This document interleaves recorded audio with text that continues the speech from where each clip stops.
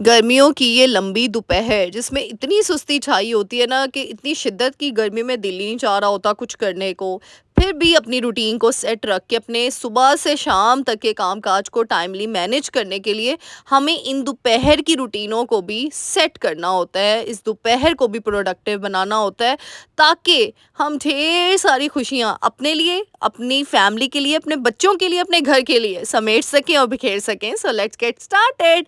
अस्सलाम वालेकुम everyone, welcome to home makeup Alwasha. Hope you are doing good. अल्हम्दुलिल्लाह I am also good. जी हाँ, आज के ब्लॉग में अपनी आफ्टरनून रूटीन शेयर करूंगी कि किस तरीके से इस जो लंबी दोपहर होती है, वाकई गर्मियों में दोपहर लंबी लगती है, सर्दियों में तो यूं यूं शाम हो जाती है, मज़ा भी आता है। सही बताऊं तो मुझे तो गर्मियों की ये दोपहर भी बहुत अच्छी लगती है, लेकिन अच्छी लगने के पीछे भी एक रीज़न होता है कि उसको अच्छी लगने का वजह बनाया होता है हमने। नहीं तो अक्सर आपने देखा है हम होम मेकर्स फेड अप हो जाती हैं, अच्छी नहीं लग रही होती रूटीन, ज़िंदगी अच्छी नहीं लग रही होती। किस तरीके से फिर भी अपनी ज़िंदगी को प्रोडक्टिविटी के साथ निभाना है और खुश रहना है, खुश रहने देना है। अच्छा जी, आज का व्लॉग दोपहर से शुरू कर रही हूँ। आज मैंने हांडी रोटी करके ना सबको देना शुरू कर दिया। तो यहाँ पे आपको पता है, अब जाहिर सी बात है, कुछ एक्स्ट्रा चीज़ें हमने फ्रीज़ की होती है ना, कभी दिल कर ही आता है। जैसे आज मैंने भिंडी बनाई थी, तो भिंडी और रोटियां गरम गरम ना, मेरी आदत है क्योंकि हमारी गैस ना 1:30 बजे के बाद नहीं होती, 12 से 1:30 बजे के करीब आती है। तो मेरी कोशिश होती है 12 से 1:30 बजे तक मैं सारे काम काज से फारिग हो जाऊं। इसी तरीके से मैंने सारे 1:30 बजे तक काम कर लिए। लेकिन पता है आपको, फरमाइशें तो ऊपर नीचे होती रहती हैं। घर वालों ने फरमाइश की, भाई कबाब भी फ्राई कर लो। फिर नीचे से सिलेंडर निकाला, चूल्हा ऊपर रखा और फिर बस मैंने कबाब उस पे फ्राई कर दिए। अच्छा, आपको ना अपनी रूटीन हेक्टिक नहीं लगती जब आप अपनी आसानी कर लेते हैं।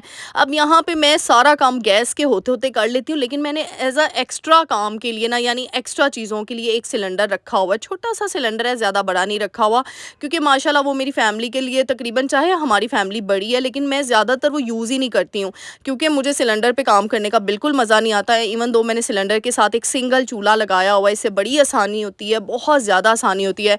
वो जो हम झुक के इतनी कमर दर्द के बाद और झुक के सिलेंडर के ऊपर काम कर रहे होते हैं ना, बिल्कुल मज़ा नहीं आता। तो इसीलिए अपनी आसानी किया करें, अपनी चीज़ों को आसान बनाया करें। तो सिलेंडर के साथ मैंने एक चूल्हा सिंगल रखा हुआ है। जब गैस नहीं होती, ऐसे दिल ही कर रहा होता है, अर्जेंट बेस पे कुछ बनाना होता है, तो क्या होता है, झटपट तरीके से काम हो जाता है। क्योंकि मुझे लगता है हम होम मेकर्स को तभी बेचैनी सी चाहिए होती है जब हमारे काम सही तरीके से मैनेज ना हो। अच्छा, उसके बाद सबको खाना सर्व करने के बाद ना, यहाँ पे मोहम्मद बेटा की कुछ शर्ट्स थी गंदी। बच्चा बच्चे एक दिन में तकरीबन, मोहम्मद बेटा तो माशाल्लाह एक दिन में ना 3-3 4-4 सूट चेंज करता है। कभी पानी गिरा लेता है, कभी कुछ अपने ऊपर गिरा लेता है, क्योंकि अभी माशाल्लाह से छोटा तो है, अभी 3 साल का नहीं हुआ, 2.5 साल का है। तो बस फिर इसके लिए ना मैं मशीन नहीं लगाती हूँ। इस तरीके से मैंने टब रखा हुआ है वॉशरूम में, और 2-3 शर्ट्स, जैसे इसके कपड़े 2-3 होते हैं ना, साथ ही मैंने उसको भिगो के रख देती हूँ। बच्चों के कपड़े इतना वो नहीं होते हैं, गंदे नहीं होते, सिर्फ कोई चीज़ गिरी होती है, कोई निशान होता है, कोई स्टेन वगैरह होता है, तो वो मैंने भिगो के सर्फ के अंदर रख दिया। अच्छा जी, कल मैंने आपको दिखाया था पिछले व्लॉग में, मैंने ये प्रेशर लेकर आई हूँ, बड़ा ही शानदार मुझे लगा। यानी मतलब हाइट वाइज छोटा है, लेकिन ये कि इसके अंदर काफ़ी ज़्यादा जो है ना मटेरियल आ सकता है, यानी थोड़ा सा चौड़ाई में है, और हाइट लेंथ, इसकी हाइट जो है ना वो कम है, तो इसलिए मुझे अच्छा लगा। मैंने कहा चलो, इसकी मुझे ज़रूरत ही, पुराना प्रेशर मेरा ख़राब हो रहा था। उसकी ना जो बेल्ट नहीं होती है, जो सीटी होती है, वो बार बार ख़राब होती जा रही थी, तो बार बार ठीक करवाने से अच्छा मैं एक ही दफ़ा नया ही ले आऊँ। तो फिर मैं इसलिए नया ले। अच्छा, भिंडियाँ बनाई थी, देखें इतनी मज़े की बनी, इतनी कोई मज़े की बनी, ख़त्म भी हो गई थी, दोपहर में ही खाई गई हैं। इवन के साथ कबाब भी बने थे, तो अब रात को भी ये हो जाएंगी। तो सुबह तो अंडे पराठे चलने थे, तो फिर मैंने कहा अब कल ही लंच न्यू बनाऊंगी, कुछ रेसिपी बनाऊंगी। अच्छा जी, यहाँ पे तकरीबन टाइम हुआ है तकरीबन 2:15 का, क्योंकि हमारी आदत है हम 2 बजे तक ना 1:30 बजे तक अपना लंच कर लेते हैं सब, 1-1:30 बजे तक। कभी होता है 2-2:30 भी बज जाते हैं। 1-1:30 बजे तक ना लंच करके ना हम लोग फ्री हो जाते हैं, ताकि ना, मैं कहती हूँ अपनी रूटीन में सबसे बड़ा हम अपने खाने की भी रूटीन बनाएं। अक्सर आपने देखा है ना कि हम लोगों को खाने का पता नहीं होता, सुबह कुछ और, मतलब 12 बजे सुबह होती है, रात के 12 बजे तक खा रहे होते हैं। इससे हमारी अपनी हेल्थ अफेक्ट होती है। आप लोग पूछते हैं ना, आप ही आपने अपना वेट कैसे कम किया, आप लगती नहीं, आपका वेट, आपने अपने आप को बड़ा मेंटेन करके रखा हुआ है। मुझे बड़े कमेंट डीएम आते हैं। मैं कुछ भी नहीं करती, सही बताऊँ, मैं कोई, मतलब मैं कोई जिम नहीं जाती, मैं कुछ भी नहीं करती ख़ास, लेकिन बस एक चीज़ करती हूँ, पोर्शन कंट्रोल करके खाती हूँ और वॉक करती हूँ बस। मैं कहती हूँ आप कोई एक्स्ट्रा चीज़ ना करें, बस अपनी वॉक की आदत, रोज़ रात को मैं आधे घंटे की वॉक कर लेती हूँ बस। और पोर्शन कंट्रोल और पानी का इंटेक, जूसेस का इंटेक ज़्यादा करें। खाती मैं सब कुछ हूँ, मैं जंक फूडी हूँ बहुत ज़्यादा, मैं बहुत ज़्यादा फूडी हूँ जंक फूड मेरा फ़ेवरेट है। हर चीज़ खाती हूँ लेकिन कंट्रोल रख के। अच्छा, यहाँ पे मैं बनाने लगी थी आज आड़ू का जूस, बहुत ही मज़ेदार रिफ्रेशिंग। गर्मियों में ना जूसेस का इस्तेमाल ज़्यादा से ज़्यादा करना चाहिए, ठंडक डालते हैं और बहुत ही रिफ्रेशिंग फ़ील करवाते हैं। तो बस यहाँ पे ना तकरीबन पौने 3 का टाइम हुआ था, तो बस मैंने कहा यहाँ पे वैसे मैं ज़्यादातर 4-5 बजे जूस बनाती हूँ, फिर ऊपर छत पे हम ले जाते हैं और सारी फैमिली एंजॉय करती है। लेकिन आज थोड़ा जल्दी बन गया था, तो आड़ू का जूस किस तरीके से बनाती हूँ, आड़ू कट करके वो डाल दिए, साथ चीनी डाल दी, काला नमक डाल दिया, थोड़ा-सा पानी डाल के आपने ग्राइंड कर लेना है। फिर 7 अप कोई भी फ़िज़ी ड्रिंक लेके ना आपने उसमें ऐड कर देनी है और मज़ेदार सा आपका ना, और उसको छान लेना है बाद में, क्योंकि मैंने जब आड़ू डाले उसके अंदर मैंने छिलके समेत आड़ू डाल दिए थे ब्लेंडिंग में। लेकिन अगर आप छिलके उतार के ब्लेंड करेंगे फिर बाद में छानने की ज़रूरत नहीं पड़ेगी आप, लेकिन मैंने बाद में इसको छान लिया और फिर फ़िज़ी ड्रिंक जो भी आपके पास पड़ी है वो आप ऐड कर दें।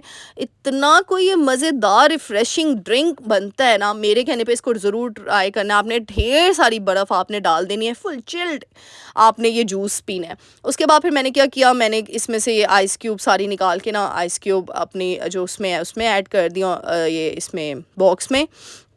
और बस ये मज़ेदार सा हमारा ना जूस रिफ्रेशिंग ऐड हो गया। अच्छा, मुझे बहुत से लोग पूछते हैं, आप ये आपने ये आइस बॉल जो ऑर्गेनाइज़र ये कहाँ से लिया? ये मैंने तकरीबन 2 साल हो गए हैं, 2 साल पुराना है, तब मैंने लिया था। और इसी यूट्यूब में ही मेरी पुरानी वीडियोज़ में किसी एक वीडियो में मैंने शेयर भी किया हुआ है आप लोगों के साथ, क्योंकि ये मैंने ये और वो जो मेरी टमाटर और हरी मिर्चों की टोकरियाँ हैं, जो मेरे वो हैं बॉक्सेस हैं ग्रीन वाले, वो भी मैंने इसके साथ ही लिए थे।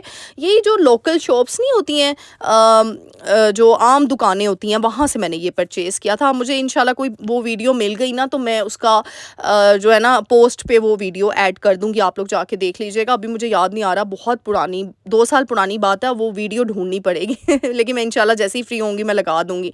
और देखिए जी, भी साथ ही मज़ेदार सा मैंने जूसेस अपने घर वालों को, वो खुद को दिए, क्योंकि जब तक हम खुद फ्रेश नहीं होंगे हम कैसे अपने घर को फ्रेश रख पाएँगे। इसीलिए अपनी जान को ज़्यादा फ़ोकियत दें। अच्छा, कुछ कपड़े धोए हुए थे, फिर मैं वो कपड़े ले आई ऊपर से नीचे, और फिर बस मेरा होता है यूँ धड़ाधड़ काम करना, यानी मुझे होता है हाथ के हाथ काम करना, यानी बस 1 मिनट काम की आदत से या 10 मिनट काम की आदत से आप अपने काम कर लेते हो।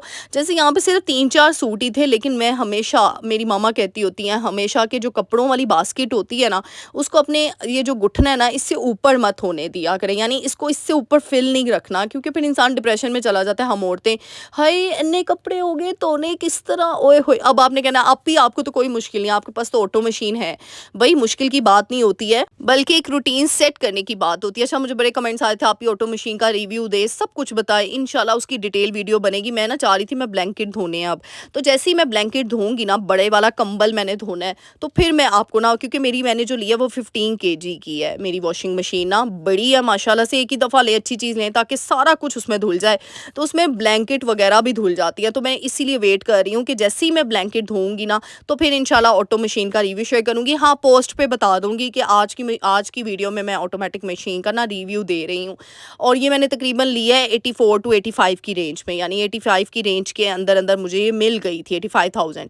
तो माशाल्लाह से बहुत ईज़ मिल जाती है, आसानी मिल जाती है। इसलिए मैं तो कहती हूँ अपनी सेविंग करके सबसे पहले ये लें, क्योंकि ये जो हमारे जोड़ तोड़ हिल जाते हैं ना, ये ऑटोमेटिकली ठीक होना शुरू हो जाते हैं। क्योंकि मेरी ना इससे पहले सेमी ऑटो मशीन थी, इसने मुझे इतना तंग किया है ना, 3 साल मैंने वो इस्तेमाल किया है। बहुत ही उसके ना डिसएडवांटेजेस थे, वो भी मैं इंशाल्लाह आपके साथ जल्द ही शेयर करूँगी अपनी उसी वीडियो के अंदर। अच्छा, यहाँ पे देखिए फोल्डिंग का वे किस तरीके से, कपड़े मैं इस तरीके से फोल्ड करती हूँ मोहम्मद बेटा के ना, क्योंकि अगर कपड़े बिछाए सही हो, मेरी मामा हमेशा कहती होती थी कपड़ों का बिछाने का स्टाइल ऐसा होना चाहिए कि जब आप तय करो, फोल्ड करो ना, तो आपको ज़्यादा मेहनत ना करनी पड़े, वैसे ही हो। तो मोहम्मद बेटा की शर्ट्स ना, ये देखिए बगैर प्रेस किए मैं हैंग कर देती हूँ, क्योंकि अभी लाइट गई हुई थी, तो बस मेरा होता है कि ना मैं चीज़ों को संभाल दूँ। अगर मैं अब ना संभालती टोकरी में रख देती ना, तो यकीन करें और सिलवटें आनी थी इन चीज़ों में, और ज़्यादा मेरा टाइम लगना था। और अपने कपड़े में किस तरीके से फ़ोल्ड करती हूँ, हाथ से अच्छे तरीके से उसको प्रेस करके ना, तो फिर उसको तीनों को, यानी शलवार कमीज़ दुपट्टा उसके अंदर ही रख देती हूँ, ताकि वो होता है ना, कभी दुपट्टा नहीं मिल रहा होता, कभी एक पीस मिल रहा होता है ड्रेस का, दूसरा पीस मिल नहीं रहा होता, इससे बड़ी आसानी होती है। मोहम्मद बेटा की शर्ट साथ ही मैंने हैंग करके रखती, कि जैसे ही लाइट आएगी ना, इसमें से मैं देख लूँगी कौन सी शर्ट्स प्रेस नहीं है, फिर मैं साथ ही प्रेस कर दूँगी। और ये देखिए ज़्यादातर मैंने मोहम्मद बेटा के सारे कपड़े हैंग किए होते हैं, बड़ी आसानी होती है। बच्चों के कपड़े आप हैंग करके रख लें, यकीन करें आपकी ज़िंदगी आसान हो जाएगी। ऐसे निकाले, ऐसे पहने, झटपट स्टाइल में फ्री हो गए। बस यहाँ पे अपने कपड़े भी झटपट स्टाइल में मैंने जल्दी से फ़ोल्ड करके इनको अपनी-अपनी जगह पे रखूँगी। मतलब मैं समझती हूँ एक होम मेकर के लिए सबसे आसानी तब है जब वो हर चीज़ का एक जगह बना ले। उसको पता हो कि ये चीज़ यहाँ आनी है, दुपट्टों का अलग कॉर्नर, यानी छोटे-छोटे अगर ऑर्गेनाइज़र नहीं लेने। अच्छा, मुझसे बहुत से लोगों ने पूछा ऑर्गेनाइज़र कहाँ से ऑर्डर करवाए थे? टीमू से ऑर्डर करवाएँ, आप लोग भी करवा सकते हैं।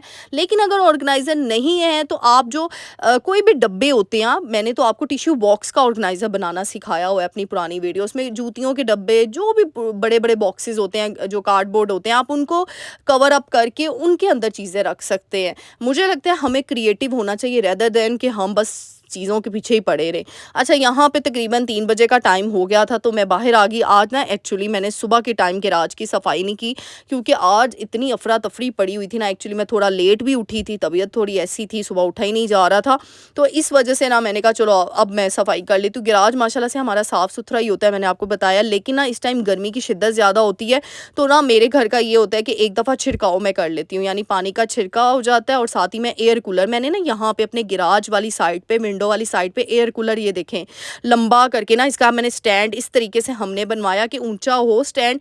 और मैं एयर कूलर ना 3 बजे, पूरे 3 बजे जब चूल्हा बंद हो जाता है ना, तो 3 बजे हमारा एयर कूलर हम लगा देते हैं। इससे क्या होता है, पूरा घर ठंडा माशाल्लाह माशाल्लाह अंदर से हो जाता है, रूम्स ठंडे हो जाते हैं, किचन तक जो है ना इसकी हवा जा रही होती है और पूरा घर। और क्यों? क्योंकि इसका एक मैं आपको बता दूँ, जब भी एयर कूलर हम लगाते हैं ना, तो एयर कूलर बाहर की साइड पे लगाना चाहिए, ताकि ना एयर कूलर के पीछे से तपिश निकल रही होती है, तो वो शिद्दत जो है ना तपिश की, वो बाहर की तरफ वो हो जाती है, हवा उड़ जाती है, गर्म हवा, और फिर सारी ठंडी हवा अंदर हो जाती है। फिर साथ ही गैराज में भी मैंने थोड़ा-सा पानी का छिड़काव कर लिया। मैंने कहा लगे हाथ ही वाइपर लगा देती हूँ, ताकि वो भी ज़रा ठंडा-ठंडा, घर ना आपका ठंडा होता है जब आप इस तरीके से पानी का छिड़काव कर लेते हो। एयर कूलर तो मैंने भरना ही था और फिर नीचे पानी-पानी होना ही था, तो मैंने क्या किया, नीचे सारा ही जो है ना वो पानी छिड़क दिया और बस वाइपर लगा दिया।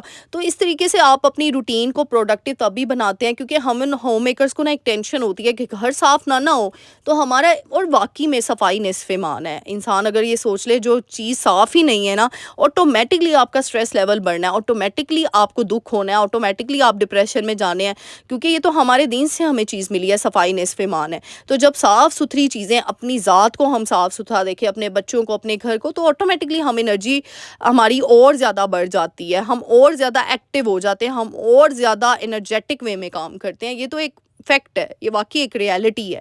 तो बस यहाँ पे लगे हाथ मैंने कर लिया, और बस यहाँ पे 3:15 हुए थे, तो मैंने जल्दी से अंदर वॉशरूम में गई हूँ, और बस वहाँ पे जाके जो मैंने शर्ट्स भिगो के रखी हुई थी तकरीबन आधे घंटे के लिए, पौने घंटे के लिए, तो वो देखिए वो ज़्यादा मेहनत भी नहीं करनी पड़ी और माशाल्लाह से साफ़ भी हो गई। इस तरीके से ना, और थोड़ा-सा ना कोई भी फैब्रिक सॉल्यूशन जो है वो ऐड कर दिया करें, इससे कपड़ों में बहुत अच्छी खुशबू आती है और बहुत ही तेज़ी से काम हो जाता है, कि रेदर देन मैं मलती कपड़ों को और ये करती, सिंपल मैंने उसको भिगो के रख लिया कपड़ों को, और बस झटपट स्टाइल में अपने कामों की रूटीन तभी होगी जब हम झटपट स्टाइल में काम करेंगे। अच्छा जी, यहाँ पे साथ-साथ आप सबका शुक्रिया अदा करना चाहती हूँ, बहुत-बहुत शुक्रिया इतने खूबसूरत कमेंट्स का, इतने खूबसूरत दुआओं का।